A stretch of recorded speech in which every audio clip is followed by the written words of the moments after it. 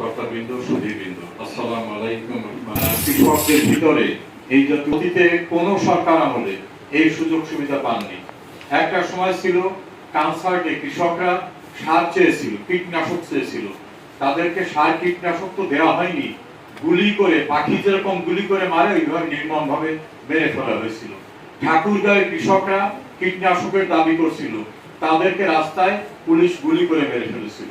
আর শেখ হাসিনার আমল হচ্ছে বিনামূল্যে আপনাদেরকে গাছের চারা দেবে, ধানের বীজ দেবে, গমের বীজ দেবে, কীটনাশক দেবে, ট্রাক্টরে আপনারা অল্প টাকা দেবেন, বাকি টাকা সরকার দেবে। এইভাবে কৃষিকে যাতে প্রকৃত অর্থে কার্যকর করা যায় সেই জন্য কৃষক বান্ধব প্রধানমন্ত্রী শেখ হাসিনা কৃষি সঙ্গে সম্পৃক্ত যারা কৃষক, কিষানি সবাইকে সকল প্রকার সহযোগিতা করতেছেন। আপনারা যারা এই সাম্প্রতিক দুর্যোগ রিমেলে ক্ষতিগ্রস্ত হয়েছেন, আমরা মূলত তাদেরকেই প্রধান টার্গেট করেছি যে তাদেরকে আবার যাতে ঘুরে দাঁড়াতে পারে সেই জন্য ফলজ গাছ, অন্যান্য গাছ এবং কৃষির উপকরণ এগুলো তাদের ভিতর বিতরণ করা হবে। পর্যায়ক্রমে অন্যান্যরাও পাবেন। আপনারা যারা কৃষক, যারা এই সুবিধা ভোগী, তাদেরকে আমার অনুরোধ থাকবে এই গাছ নিয়ে এবং অন্যান্য যা কিছু দেওয়া হচ্ছে এটা নিয়ে খেয়ে ফেলবেন না, বেঁচে ফেলবেন না, এটাকে যত্ন করবেন। এটাই আপনার সম্পদে পরিণত হবে। আগামী দিন এখান থেকেই আপনি সাপোর্ট পাবেন। স্বাবলম্বী হতে গেলে নানাভাবে হতে হয়। ছোট্ট এক টুকরা জায়গা থাকলে সেখানে বিভিন্ন গাছের চাষ করতে পারেন, সবজির চাষ করতে পারেন, আপনার ছোট্ট একটা পুকুর থাকলে মাছের চাষ করতে পারেন। এভাবে নিজেদেরকে স্বাবলম্বী হতে হবে। বিশ্বাস রাখবেন, শেখ হাসিনা সরকার গরিব বান্ধব সরকার, শেখ হাসিনা সরকার কৃষক বান্ধব সরকার, শেখ হাসিনা সরকার কৃষি বান্ধব সরকার। বাংলাদেশের ইতিহাসে কৃষক এবং কৃষিকে যত প্রণোদনা, যত সহায়তা শেখ হাসিনা দিয়েছেন, অতীতের ইতিহাসে কেউ এত প্রণোদনা, এত সহায়তা দেয়নি। আমরা যে টাকায় সার কিনি বিদেশ থেকে, সেখানে কিন্তু আমরা শতকরা 70% প্রণোদনা দিয়ে, অর্থাৎ আপনাদের কাছে 30 টাকায় দেওয়া হয় আর 70 টাকা সরকারের পকেট থেকে দেওয়া হয়। আমরা দেশীয় কোষাগার থেকে আপনাদের দিয়ে দেওয়া হচ্ছে, কারণ কৃষক না বাঁচলে কৃষি বাঁচবে না, কৃষি না বাঁচলে ধান চাল হবে না, ধান চাল না হলে আমরা কি খেয়ে, ফলন বৃদ্ধি ছাড়া কোনো বিকল্প নাই। আমাদের বিজ্ঞানীরা বিভিন্ন ভাবে বহুমুখী চাষ করতে পারে, বছরে 3 বার চাষ করতে পারে এমন কিন্তু শস্যের গবেষণা করে উৎপাদন করছে। যেখানে লবণাক্ত পানি, এই লবণাক্ত পানিতে লবণ সইতে পারে এমন ধান উৎপাদন করছে। এমন ধান উৎপাদন করা হচ্ছে যে ধানের ভিটামিন, তার ভিতরে যে শর্করাটা থাকে তার সংখ্যা বেশি থাকে। এভাবেই অতীতে কিন্তু কেউ করে না। কৃষি খাতে এই সরকার যত বরাদ্দ দিয়েছে, অতীতের কোন সরকার কিন্তু এত বরাদ্দ দেয়নি।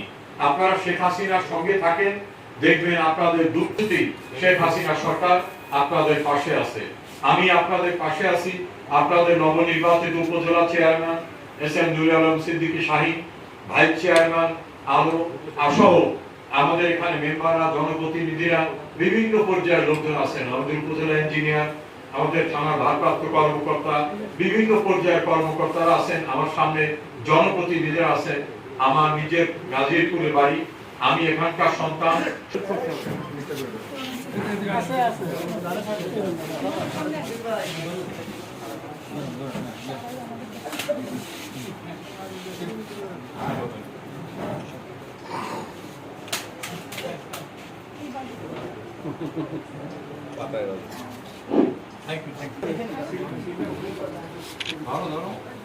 এদিকে বলো।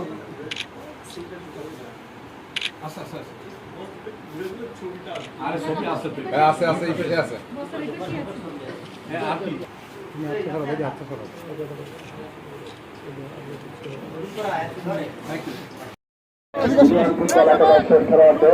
মধ্যমাঠে যাবার জন্য অনুরোধ করি। এই ডাক্তার মধ্যে ডাক্তার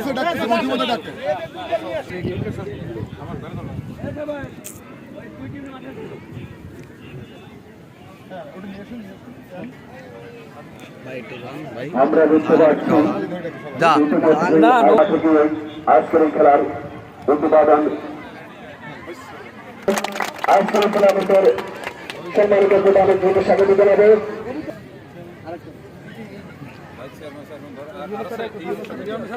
সম্মানিত সুধী মন্ডলী, আমরা দেখতে পাচ্ছি আজকে এই মহাসমাজ থেকে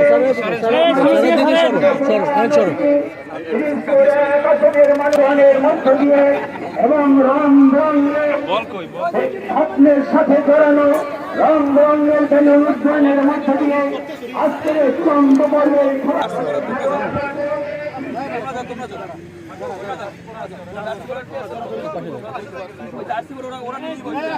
ওই তিমিরটার পাশে দাঁড়ান, তিমিরটার পাশে দাঁড়ান। মনে ভালো হইতো।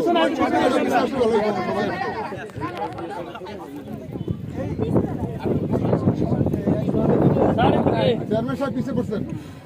চেয়ারম্যান সাহেব একটু সামনে একটু লাগবে, একটু সামনে লাগবে, একটু সামনে চেয়ারম্যান সাহেব। চেয়ারম্যান ভাইস চেয়ারম্যানকে দেখা যায়, এই বাচ্চাগুলোর দেখা যায় কিনা।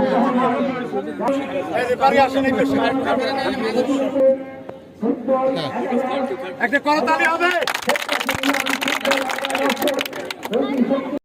টুর্নামেন্টের জন্য অপেক্ষমান দুইটি প্রতিদ্বন্দ্বী দল, দুইটি ভালো খেলবে আশা করছি। আমি আশা করব যে শৃঙ্খলার সঙ্গে সবাই খেলায় অংশগ্রহণ করবেন। আমি আজকের এই সুন্দর টুর্নামেন্টের শুভ উদ্বোধন ঘোষণা করছি। অফিসার জনাব বাবু অরূপ রতন সিং স্যার ফুল দিয়ে বরণ করে নিচ্ছেন আজকের এই সম্মানিত প্রধান অতিথিকে। এই পর্যায়ে বরণ করে নিচ্ছেন আজকের সম্মানিত সভাপতি, আজকের এই খেলার সম্মানিত প্রধান অতিথিকে। ধন্যবাদ।